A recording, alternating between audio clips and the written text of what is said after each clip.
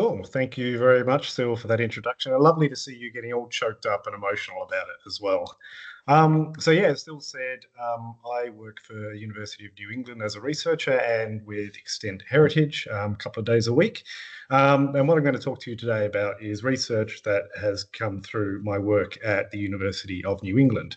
I'm doing this as an individual, so the opinions I'm going to express are all of my own, so you can't blame my workplaces for what I might be saying. And of course, I have to thank PASMA for setting me up. I've come down to Port Arthur for this talk, as you can see from the lovely backdrop and a pit saw right behind me. It's a great little setup.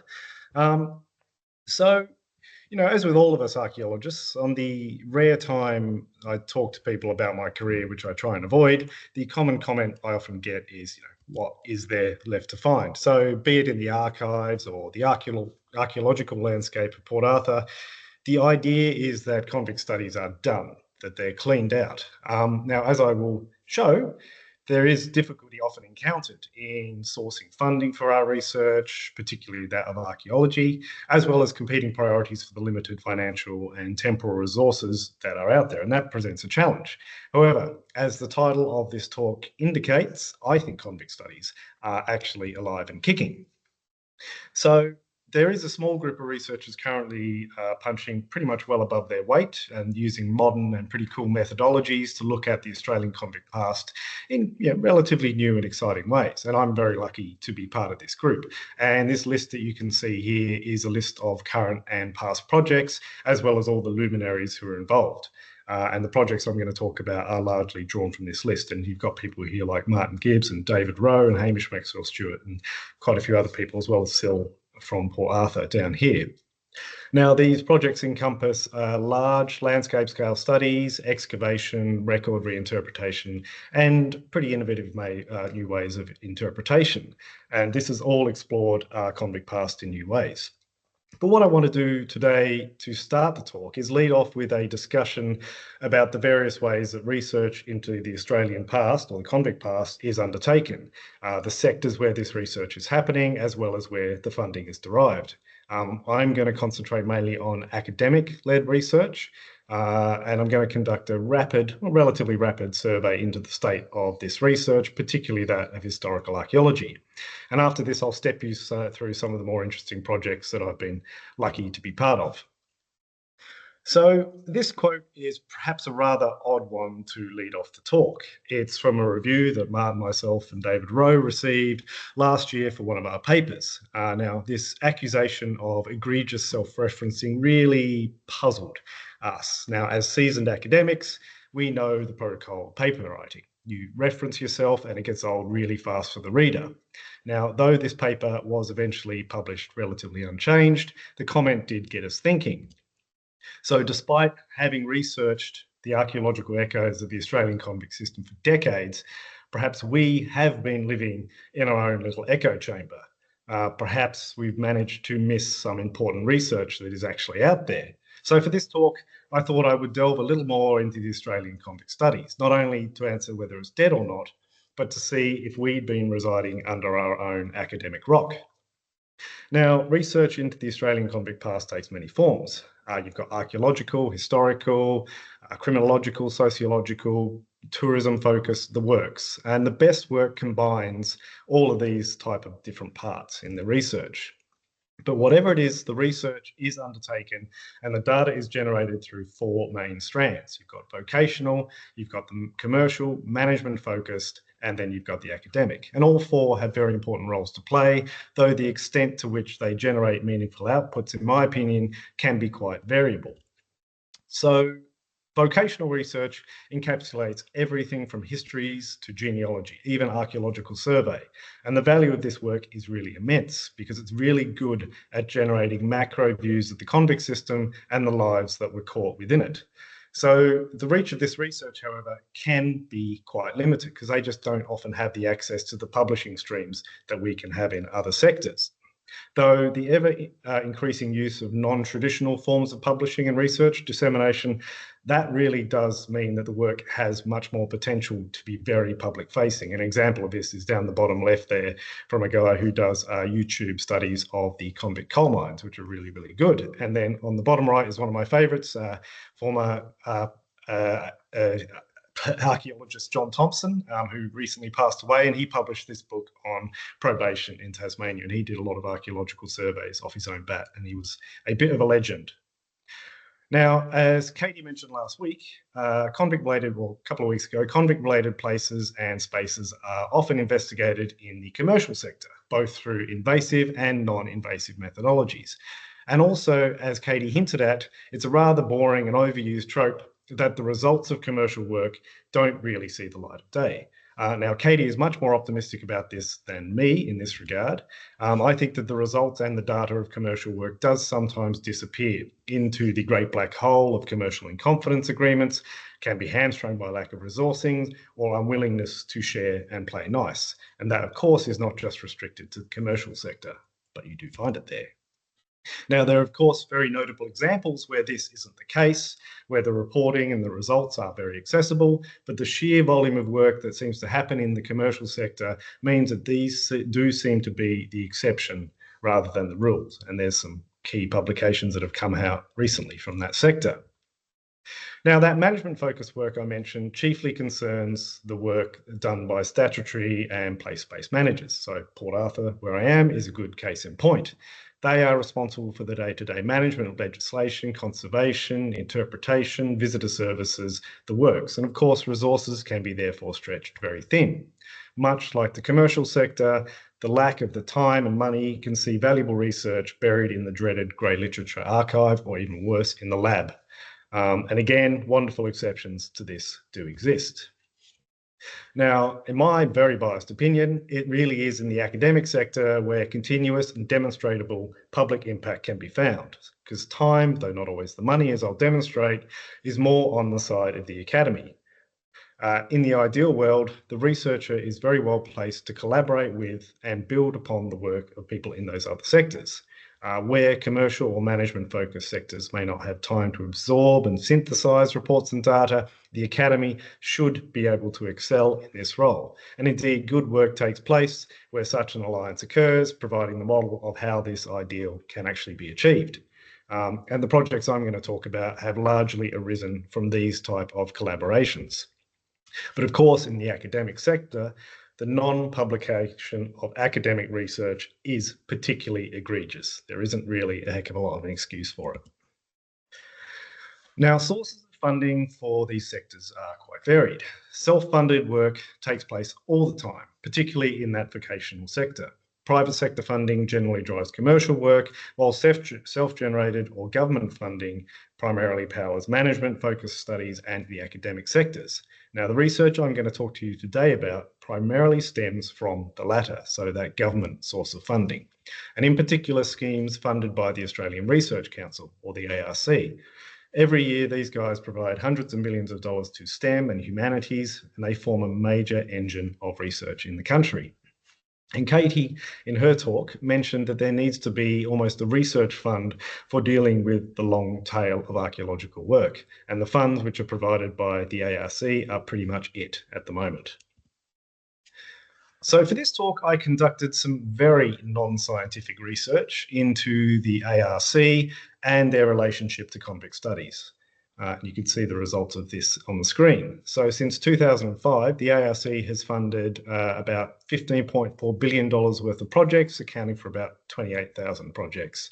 But of these, 21 I found had something to do with the study of Convicts Australia, and I drew a pretty wide net when looking for these studies.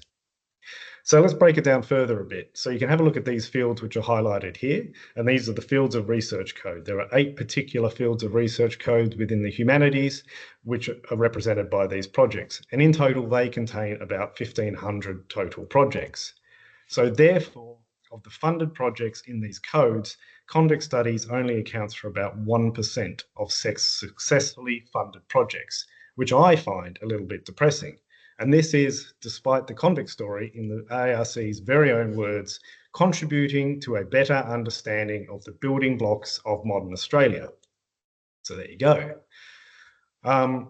We can drill down further into this and look at these projects in a bit more detail. So in these projects, there are 15 lead researchers, which I've highlighted.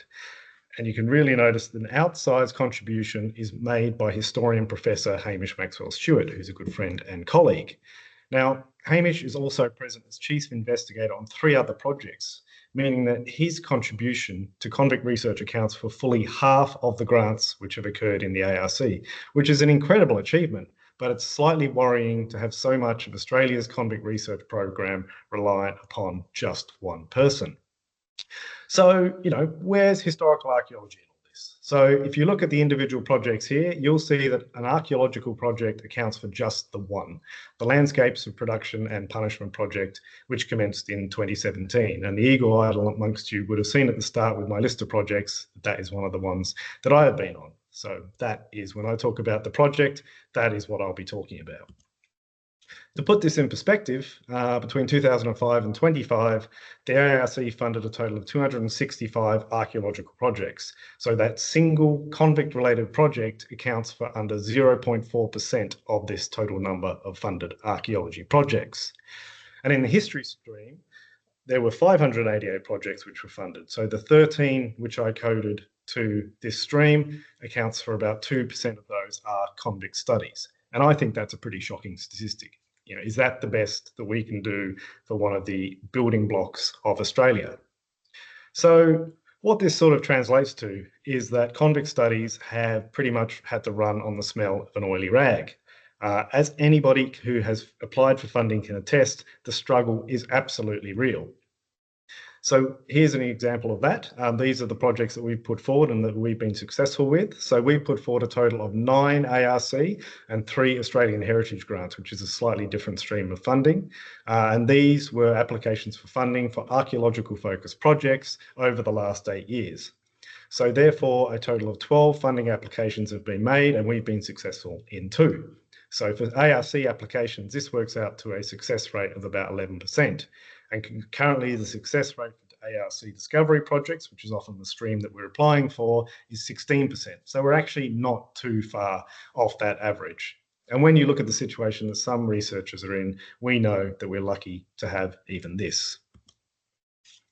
So what, if anything, does access to funding result in? Well, I'll be talking about the project shortly, but also another measure of that is the publications. So for this talk, I undertook a small survey of articles published and available through the Scopus publication database.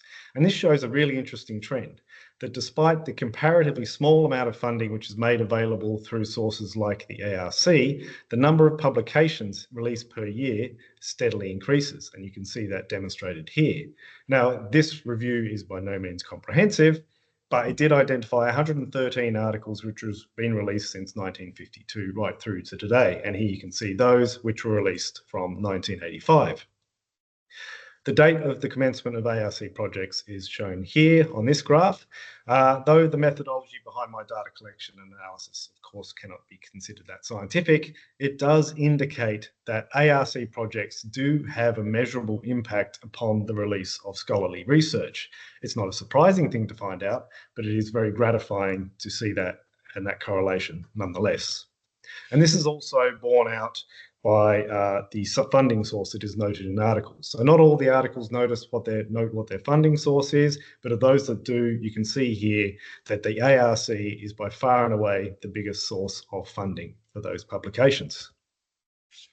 So let's bring it back to the contribution of historical archaeology in all of this. The story shows a consistent pattern of archaeological contribution to the literature. And you can see the archaeology publications are those blue bar graphs down there. So in this instance, 24 of the 113 articles I found directly or indirectly count or incorporate research derived from archaeological research. And this count includes some very, very important archaeological works. So 5 of these 24 works were contributed by Dr. Eleanor Casella, whose work on female convicts and incarceration forms the foundation for anybody who's engaging with this topic today. However, of the 24 archaeological articles, 11 have been directly generated by the project team. So as I said, people involved in that Landscapes project. You'll also see in this graph that the majority of those articles have been released after 2017, which is when, of course, that ARC project began. And this again reinforces the importance of the ARC in this whole process. But what does this all mean? Is it just egregious self-promotion? Well, yeah, probably just a little bit of that. But it also brings us back to the start of the talk and that lovely quote from our lovely reviewer. Of the archaeological articles published since 2017 in this sample that I did, our articles account for all but one. As good little academics, we're meant to read and reference the latest work. So it's pretty hard to avoid self-referencing when your team is the one generating latest and pretty much the only historical archaeological research into convict Australia. Now, it might sound like it, but this isn't something to boast about.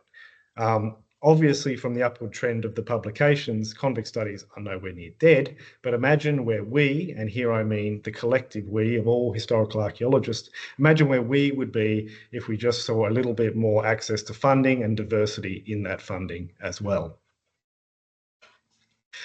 So before I turn to some of the project examples, I want to demonstrate through the lens of my career how fortuitous access to funding and productive collaborations with some of the industry legends is responsible for my research career, whatever we want to define that as. So between 1980 and 2015, I was an archaeological baby. There's nothing of interest to see here, just some shocking news articles. In 2015, I came back from working as a commercial archaeologist in Scotland to work as a co-excavation director of the penitentiary ablutions excavations. And Nikki Corbett talked all about those a couple of weeks ago. Now, this project employed myself, Silvana, David Rowe from Port Arthur, artefact specialist Jean Harris, and a group of professional archaeologists who, of course, did all the hard work.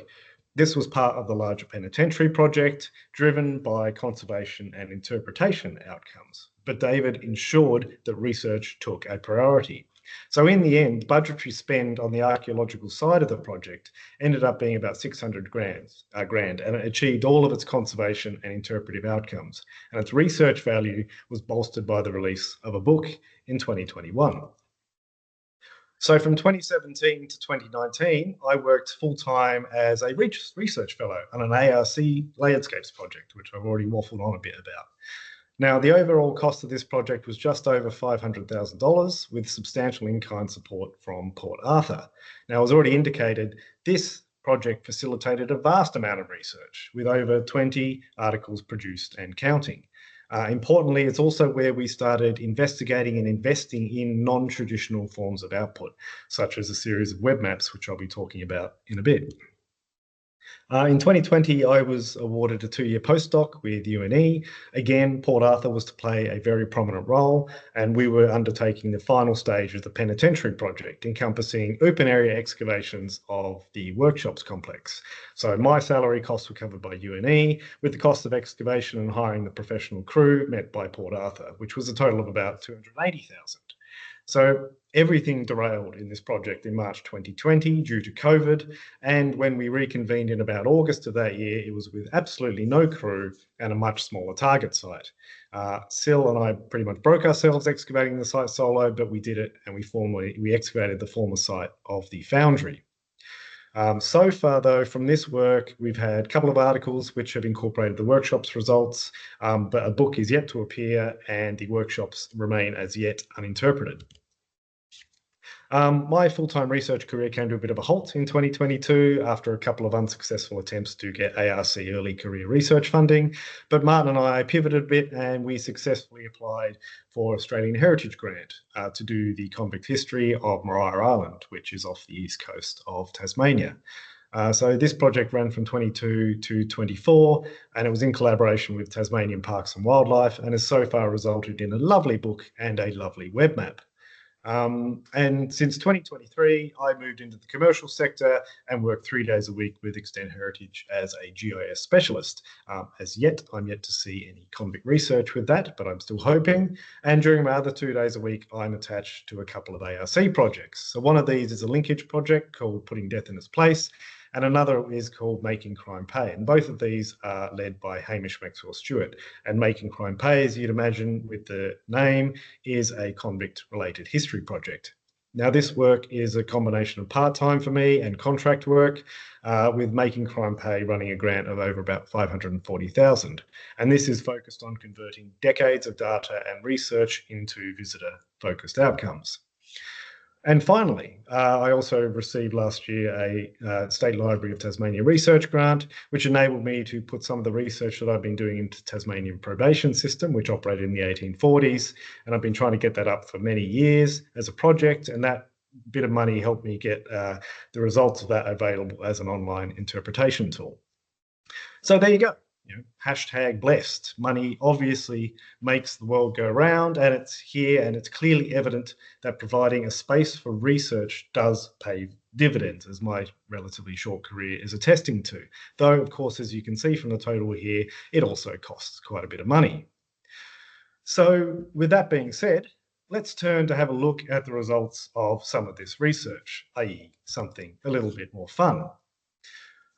So I want to show you a few case studies which have been generated by the project team over the year. So as you all know, as historical archaeologists, we occupy that privileged position. We use the written record, but we're also party to other forms of evidence that made it nowhere near the written page. So often for us, the document becomes a marker of intent, while the physicality of space and place and material record can demonstrate the actuality. And this is particularly interesting when looking at the supposedly controlled confines of penal places, where convicts and even the free had limited influence on the objects, the spaces, and the people that they were to interact with. Now, there is a thread that runs through our research. That, and I do apologise for the wanky term, is multi-scalar research. We query everything from the coarsest level of resolution, so in this case, the whole of the colony or a townscape, right down to the finest level of detail, such as an individual room. And that's going from the small scale, small level of detail, right through to the large scale, where we can get a large level of detail on individuals. Now, though we range back and forth across these scales, everything we do is underpinned by our key research questions of how the convicts affected and were affected by the Australian natural and built landscape. So looking at that smaller scale, we were answering a very basic question of where were the convicts? It's a pretty simple question, isn't it? Convict history and heritage is writ large across Australia, so you'd think we'd have a good handle on exactly where convicts once lived and laboured. Particularly in Tasmania and New South Wales, one answer would be that the convict was everywhere because you had that system of assignment and assignment labour to settlers, meaning that at least for the first half century of British settlement, the convict was utterly ubiquitous in the landscape. But if we began to narrow the question to those places which were actively managed by the colonial governments, such as barracks, gangs, stations, it soon became clear to us that the answer to where was the convict was, I don't know. So at the inception of our ARC project, we began to engage with that question. So we followed a pretty simple methodology that pretty much anybody could do. We did some extensive research of the documentary, the cartographic, and then illustrative evidence of the archive. We followed this with the compilation of data in a geographic information system, GIS, which you'll hear a lot about.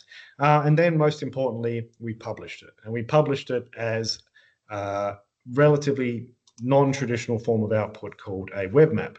So we developed these simple maps backed up with all of our data, which allowed everybody to find out where anything was located at these particular points in time. So camps, gangs, female factories, courts, police station, jails, all of these things were included in our maps of Australia and also Van Diemen's Land. And here you can see those maps in action. So the top left one is the mapping we did for Australia and Norfolk Island, and then down the bottom there is the mapping we did for Van Diemen's Land. So this is the result of lots of research mixed with the simple act of putting dots on maps. Literally anybody can do it. So we did. So all of this putting dots on maps serves the immediate benefit of helping us locate at the course level where convicts were, as well as situates them within the context of other convict places across the immediate and extended landscape. Each point can also become a node to which we can then assign aggregate data. And here's an example of this in action. So this map was generated by researcher and colleague Monica Schwartz at Monash. All convict locations in Tasmania have been linked to thousands of absconding records, detailing who absconded and from where between 1810 to 1860. And as you can see, this type of linkage really nicely demonstrates the temporal spread and intensity of absconding activity. And we can extend this to other types of data sets that are out there. And another example of this is the ability to define the holistic impact of the convict system upon the landscape. So as part of that 2024 State Library Fellowship, I investigated the impact of the 1840s probation station upon the landscape of Tasmania. So as well as charting the rise and the fall of the system, I used maps to show where stations were located and what they look like, as well as linked data like convict population size and the name and the role of station administrators. So many of these places served as nodes for further settlement in the post-convict period. So mapping probation in this way showed how it established the foundation for modern Australia, or modern Tasmania. So that was the main point of that project, how it fed into the post-convict landscape. So moving up a scale, at the medium scale, this is where historical archaeology and history really begins to come together. Here we're beginning that process of putting the person into the landscape and looking at how the two can affect each other. We're still creating that holistic picture, but at the same time, the level of granularity is such that people and their actions really begin to emerge from the archaeological and historical record. So for over a decade, we've been using LiDAR, light detection and ranging, in the examinations of convict landscapes. So a particular focus of the 2017 project was landscapes outside of a convict station, what we call the labour hinterlands, because these have often traditionally not been the focus of attention. There's often been focus on the station cores, the cells, the barracks, but we were looking outside. That's because the labour hinterland was where the vast majority of convicts, predominantly male in this case, would spend their time. They were out in the fields doing the cultivation, they were in the quarries, they were out in the saw pits as well. So on the screen, you can see an example of one of our study locations. This is Cascades Probation Station, which is on the Tasman Peninsula.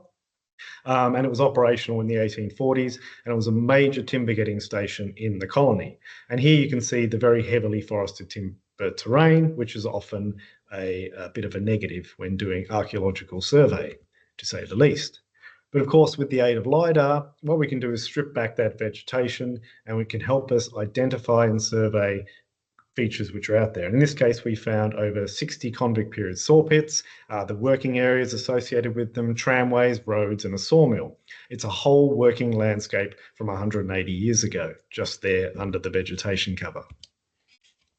Now, as well as helping us find and visualize complex industrial landscapes, the LiDAR has also meant that we can analyze such things as the intensity of the convict labor that's going on, as well as appreciate the scale of these enterprises. So a great example of this is Port Arthur, where the landscape, of course, is littered with the remains of large quarries and clay pits.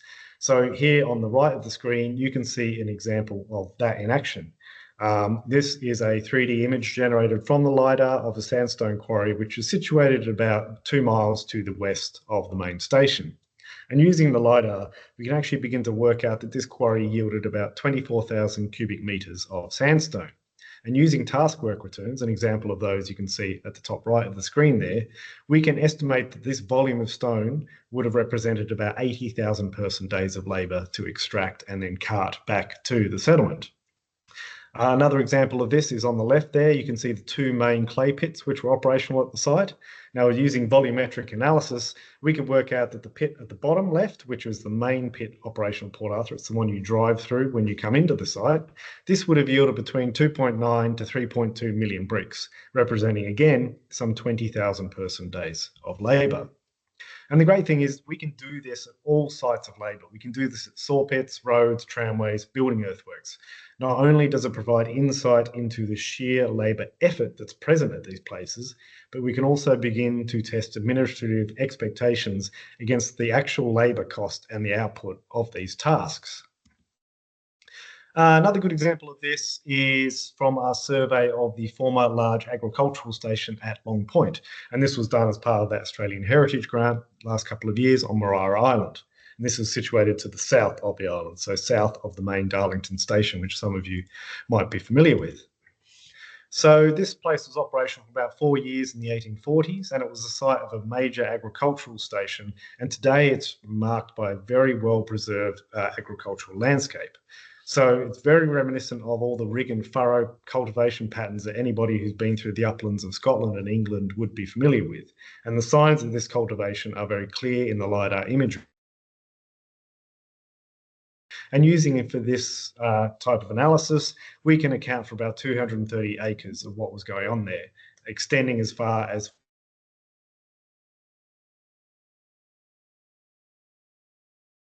For those who remain, I'll just continue with what I was talking about with the where we were on Maria Island. So accompanying all that very cool rig and furrow stuff that we found were the stone clearance mounds, which you can see many examples of here, including Martin Gibbs for scale. So we logged about 320 of these mounds over a relatively limited area. So these range from small clusters, barely a couple of meters in diameter, to monstrous piles over 10 meters in diameter. And the mounds also all display different types of characteristics. So some have just been thrown together, others have been neatly placed to create small retaining walls, almost like they were quarries. A few of the larger mounds showed signs of having been used for temporary shelters, reminiscent of shealing structures. So like saw pits and quarries, features like these always and often go unremarked upon in the historical record, but they, of course, as you can see here, represent a massive expenditure of unfree labour. So they and the agricultural landscape that they're all part of help us understand that convict labour experience just a little bit better. Now, another nifty thing we can do with the labour hinterlands is reconstruct how convicts laboured or interacted with the penal landscape. So in this example, what I've done is use GIS mapping to attempt to understand how the administrators use sound and visual aids to impose a routine upon the prisoners. So here you can see a viewshed analysis showing which of the two semaphores could be seen from Port Arthur's hinterland. So you can see the positions of those semaphores there. There was one at the main settlement, and then there was one up on Mount Arthur as well. And the different colours show if you could see one semaphore or both semaphores at any one time. And that takes into account vegetation and terrain. Now, the semaphores were often fitted with what was called a time ball. And so through time ball, you could convey important time markers throughout the day. So what this did was cast a net of temporal control over the whole of the landscape, and it allowed those out in the bush, particularly the overseers in charge of the work gangs, to manage the strict daily routines that were imposed upon the convict.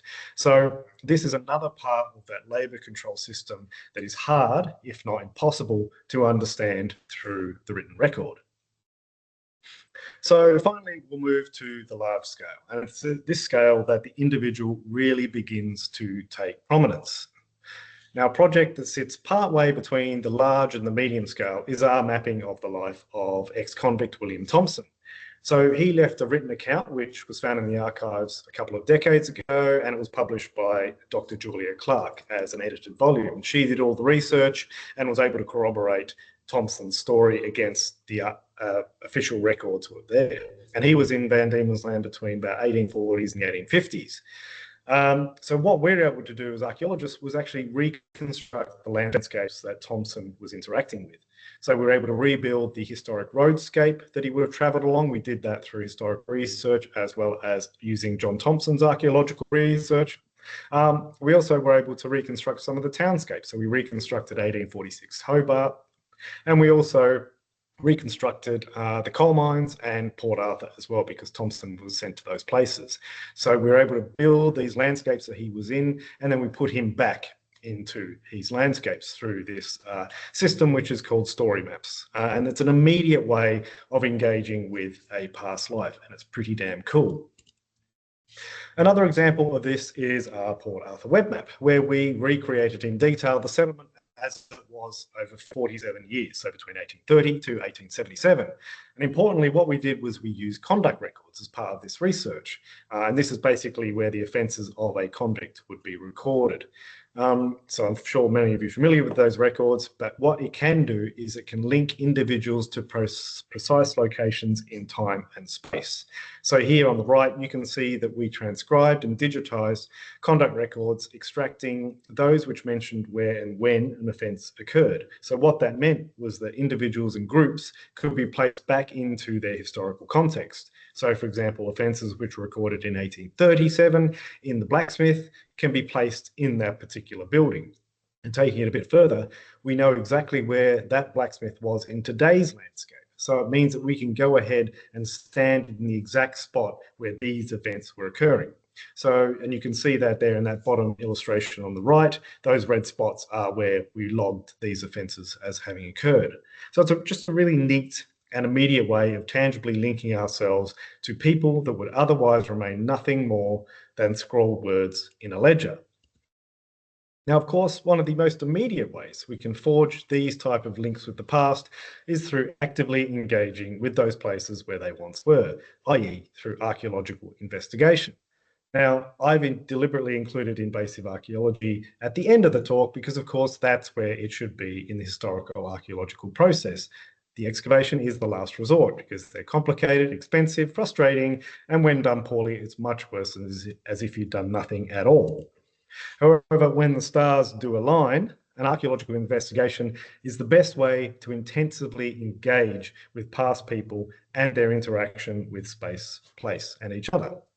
As mentioned, we did a series of large-scale research excavations at Port Arthur between 2015 and 2021. And these focused on the penitentiary precinct, in particular, the ablutions and the workshops areas, which you can see here. So here is the ablutions precinct. This is some photogrammetry that was done for us by a guy called Peter Ragozzi, who's a bit of a legend at this. And it shows the two main phases that these yards went through. So at the top, you can see we have a different configuration. We have a central building, which was the ablutions block, and out to the side, we had 4 yards, which were divided by big diagonal retaining walls or dividing walls. And then around early 1860s, this configuration gets changed. The central building is turned into a day room, and then like the functional things like toilets and the wash sheds are all moved out into the yards as well. And this change of space reflected the shifting penal requirements that occurred as the station was evolving during that post-1853 transportation cessation period. Now, the material culture we recovered from this excavation provides a glimpse of lives otherwise lost to us. So we found over 24,000 artifacts, and these comprised a huge array of forms and functions. So you had the wooden and metal buttons, clay pipe fragments, tokens, spectacle glass, building fittings, nails, the works. Now, these type of things were found was no great surprise. We knew prisoners were allowed to smoke in both the yards, as well as the day room. And we knew that prisoners' uniforms were held together by wooden 4-hole buttons. Convicts wore spectacles, and if they're anything like me, they would sit or tread on them. Now, it's not the presence of the artifacts that made them interesting, but of course, as archaeologists, I don't need to tell you, it was the context, where they were recovered from and how they all compared to each other. So in the case of the clay pipes, thousands of fragments were found. So well-behaved convicts had enough tobacco to have about 2 pipefuls a day. So it was about 7 grams that they were issued. Now, we found the most fragments in the ablutions yard, with far fewer pipe fragments being found in the laundry space. And in this illustration, you can see the ablutions yard is that main space, and just to the left there is the laundry. So that, of course, makes sense. The laundry is a working space. And the fragments we found were trod into all phases of the yard surface. They are washed down drains and densely scattered across the subfloor of the day room. So we get the sense that the consumption of tobacco was utterly ubiquitous in this recreation and exercise space. And looking at the pipes themselves, we worked out that these would have been sourced in job lots by the commissariat from local suppliers. There was often tenders put in the paper for this, and they were a mix of decorated and undecorated pipe types. Now, it makes sense when you think about it that the administrators were very careful about allowing convicts freedom of expression freedom of individual expression.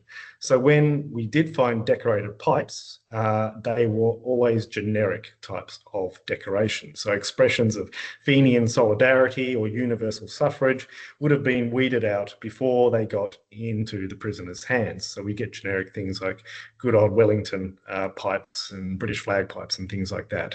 Relatively generic and patriotic, of course. Now, one class of artifact we found in the ablutions really stood out precisely because we really shouldn't have found it, and that was the token. We found them in lead, copper alloy, ceramic.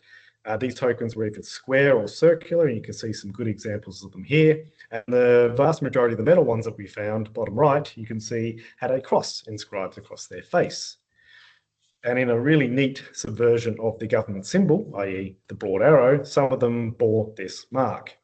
And this was likely because the lead would have been pilfered from the nearby workshops or from rubbish pits of the officers' quarters, and they'd been cut and filed into a set of transportable and, most importantly, hideable tokens. We don't know whether these were for gaming or for gambling, but the pieces we did find were a complete contravention of the settlement rules and regulations, because neither of those activities were allowed to take place.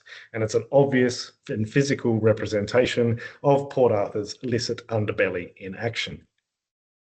And turning to the excavation of the workshops themselves, the investigation provided an opportunity to see what convict labour looked like on a bit of a smaller scale, that small scale craft setting, as opposed to the large landscape scale that we've been engaging with during the remainder of the ARC project. So, as I mentioned, due to COVID, the area of excavation was drastically shrunk. So you can see in this photogrammetry here, that's the originally intended area that we managed to clean in about 3 weeks. And then the red area is what we actually focused on, which was the 1850s to 1870s foundry. And before that, it had been a blacksmith and then a shoemaker. So it gave us a really good window into the industrialisation of the convict experience at Port Arthur. So here's a zoomed in image of the foundry, and this was taken towards the end of the excavation, and you can likely see that it's a very disturbed and complex site, which sent us nigh on insane trying to work out what was going on. But what we did find during the excavation was an area where archaeological features and material culture directly spoke of human interaction with that space. And this area was the blacksmithing area, which dated from use in the 1850s through to the 1870s.